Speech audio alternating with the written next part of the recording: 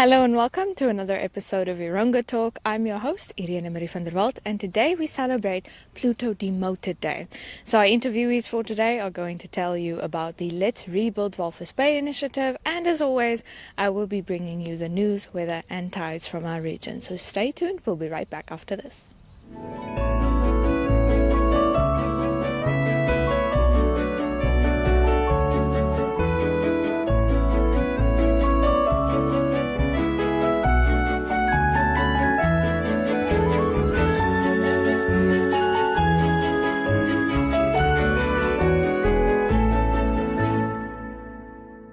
And for today's news, we start off with Metcalfe Beeke's attorneys being ready to drag government and the Ministry of Health and Social Services in particular to court over the COVID-19 imposed lockdown in Walvis Bay, Swakopmund and Arandis. Metcalfe is acting on behalf of their client, Metrotech Calibration Services. It emerged on Friday in a letter addressed to the Minister of Health and Social Services, Dr. Kalumbi Shangula. According to the letter, it had been almost 5 months since Walvis Bay, Swakopmund and Arandis have been in lockdown, with COVID-19 regulations being applied, restricting constitutional rights of movement, rights to freedom of movement, freedom of association, freedom to be employed, and the right to education. Moreover, stigma and discrimination surrounds residents of these three towns as a result of legislation which has unfairly targeted Walvis Bay, Swakopmund and Arandis. Metcalfe also stated that the economy of Walvis Bay, Swakopmund and Arandis have been totally demolished as a result of the 5-month lockdown. Our instructions that should any further draconian regulations be imposed on Walvis Bay, Swakopmund and Arandis after the 29th of August 2020, our client will approach the High Court of Namibia for relief from what appears to be unnecessary, oppressive and economically destructive abuse of human rights inflicted by the COVID-19 regulations specifically applicable to the three towns, the letter to the Minister of Health and Social Services says. The lawyer said that because of the lockdown, about 90% of the tourism businesses and accommodation establishments, restaurants and coffee shops had to close down. In a letter, it says such closures have seen the extermination of employment opportunities in these affected areas. All three towns are but shadows of their former vibrant selves, with starvation, begging and crime being the ultimate consequence. So more on the economic destruction. The attorney pointed out that a specialist in disease management in Namibia is on public record as having advised that the introduced measures implemented to combat COVID-19 are impossible to implement in the country. Yet such measures are now implemented in Windhoek, Rehoboth and Okahanya, where the promulgated regulations have already destroyed the economy of the industrial heartbeat of Namibia in Walvis Bay, the letter says. Metcalfe also pointed out that Namibia loses more lives to HIV and AIDS on an annual basis, and then questions why is this leading cause of death not receiving the attention that the COVID-19 pandemic has received, and or the ridiculous amounts of money and attention spent on COVID-19. The attorney said that it is obvious to even the obtuse that were multiple and concentrated COVID-19 cases or conducted infections are obviously to be found. It is further disturbing that to our client, the death certificates are issued by attending physicians stating that the cause of death being natural things like heart attacks, heart issues, and cancer. But when the cadaver is sent to the mortuary, such death certificate is changed to provide COVID-19 as a cause of death. According to the attorney, this causes further trauma to the bereaved families of the deceased, in that such families are stigmatized by other community members, and in some instances, self-quarantine is imposed on the relatives of the deceased. They also claim that there are false statistics surrounding COVID-19 in Namibia. False statistics appear to be generated for some ulterior purpose to artificially increase the morbidity rate alleged to be caused by COVID-19, the letter says. The letter further states that the ridiculous curfew imposed just adds salt to the deep wound inflicted by COVID-19 regulations without any logic in law or reason where there is no civil unrest. Children suffer from the elimination of their right to education. Our client is not the only business entity and or citizen residing in the Walvis Bay, Swakopmund and Arandis local authority area who will institute such litigation. The letter says residents of Walvis Bay and Swakopmund have staged numerous petitions against the lockdown imposed on Walvis Bay, Swakopmund and Arandis. Then in another story, a 58-year-old Namibian male lost control of a motorized paraglider he was flying when he crash landed into the beach in the Spitz vicinity close to Henties Bay on Friday. A gust of wind sent the victim plummeting into the beach at Spitz. Emergency rescuers were able to stabilize him and transport him to Swakopmund, where he was admitted to hospital. An emergency rescuer on scene, who spoke on condition of anonymity, confirmed that the victim sustained fractures to his lower back and pelvis and had to be flown to Windhoek for specialist spinal treatment on Saturday morning. He also confirmed that civil aviation inspectors arrived in Henties Bay on Saturday to conduct an investigation into the incident. Around the same time on Friday, 10 shacks were destroyed in a fire in Swakopmund's Mondesa suburb. It is suspected that the fire started at an unoccupied shack around 1 o'clock in the afternoon. The Swakopmund Municipal Fire Brigade arrived at the scene and extinguished the fire. No lives were lost, although considerable damage was caused. In our third and final story for today, the infamous so-called prophet denies all allegations against him, as a third suspect was arrested in Windhoek and brought to Walvis Bay, where he made his first appearance in the magistrate's court on Friday in connection with the case. The prophet at Eternal Glory Ministries the co-accused allegedly defrauded 5 unsuspecting women of about 800,000 Namibian dollars. Magistrate Williams postponed the case to the 24th of August for a formal bail application while the suspects remain in custody. Before the arrest of the third suspect, the 2 co-accused formally applied for bail by way of affidavits. The so-called prophet said in court documents that the allegations leveled against him are untrue. And that is all for your weather and news for today. Here is the chairman of the round table of his Bay, Mr. Byron Westerdale. Did I say that correct? Yes, correct. How are you doing today, Byron? Well, thank you, and yourself. I'm good. So quickly just tell us, what are you guys doing here today at Twala Loka, which is now Otwea? Okay, we've decided we have a lot of food parcels that were donated. Clothes, blankets. We've made a whole lot of packs, each per tent, and we come out to assist the people in times of need. We have 165 packets of each, so we're just busy distributing to each tent what belongs to them. Wow, so I saw it was clothes, it's food, and even some baby packs as well. Yes, of course, baby packs as well. That's very important. I think there's about 30 baby packs. There's quite a few newborn babies in the area, so we're trying to assist in that sense as well.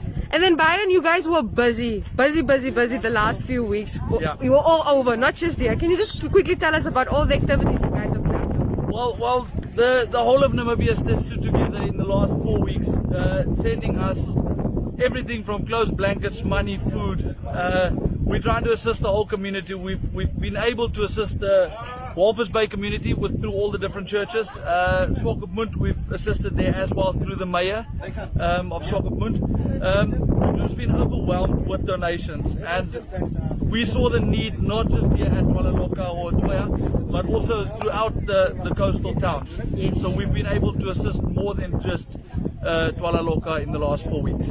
And then you guys are also assisting with the Let's Rebuild Walvis Bay. Yes. And this is part of this. Yes, this is part of it. We're just waiting for the final drafts on what is allowed to be built and what we can do, and then we will go on from there. Wow, any last words from your side, Byron? Just to thank everyone for all the donations and the assistance that we've been getting. It's overwhelming, and it's amazing to see the country stand together in times of need. Thank you so much, Byron.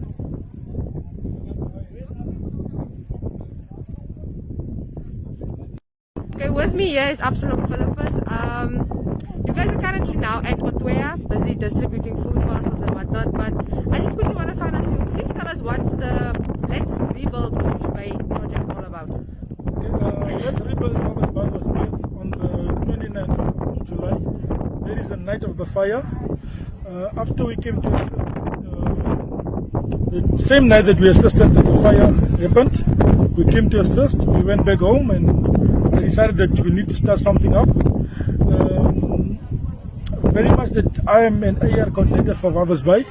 I decided that since Twala Loka at the time was of such nature that it does not need any political interferences, we decided that we will establish a different body by the name of Let's Rebuild Walvis Bay, which will not just cater for Talaloka but for the rest of Walvis Bay.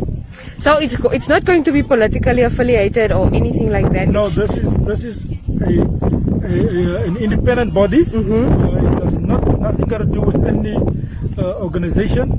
It's actually just running independently. Okay, and then for today you teamed up with the Roundtable Walvis Bay to assist. Yeah. Okay, we have been since the fire broke out. We have been in team with Roundtable. Task as well that we have been assisting task with the kitchen and providing daily meals for these people of Otoya. There's Hands of Hope who have contributed magnificently to this project. We have been working hand in hand with Roundtable from the onset.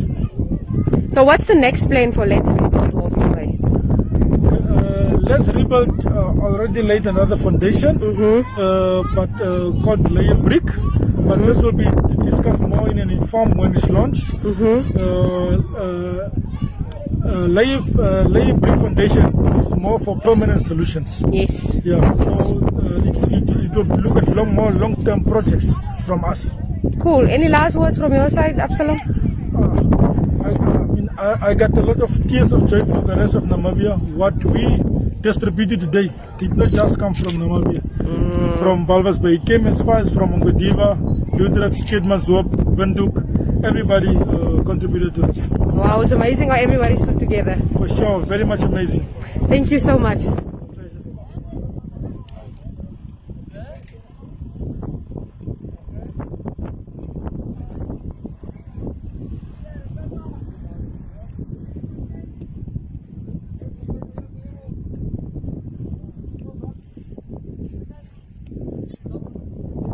Okay, I'm Elsie Schulte from the Walvis Bay Urban Constituency. Well, we received donations from Roundtable and Let's Rebuild Walvis Bay. So these donations came through our office. So today we have a massive donation to Talaloka Otoya community. Yes, so we made sure everyone is involved. We made sure that every tent has how many occupants, according to kids and elders. So we created the packs accordingly. Yes. Now I saw you, the strategy that you used was that in each row there was a truck with the numbers for the specific people yes, because we are trying to avoid these things of social distancing according to the new law. So it was best to bring it tent to tent, close to them. Yeah. And how will the involvement in the project further along? The Urban Constituency Office be involved in the Let's Rebuild Walvis Bay project further along? We will have to create a lot of projects because it's not the Toya community that is only affected. There's a lot of people at the dumping site, abandoned house in the town, so we already started listing them as well. Thank you so much, Elsie.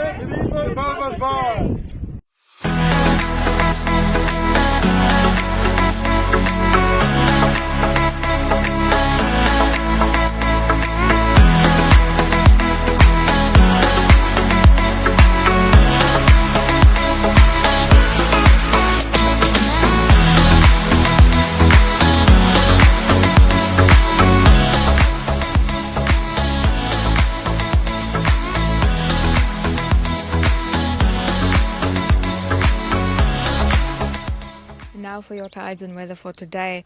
The coastal towns saw high tide at about 10 minutes past 7 this morning and expect low tide at about 1 o'clock this afternoon. High tide expected again at around 33 minutes past 7 tonight and low tide expected at almost 2 o'clock tomorrow morning.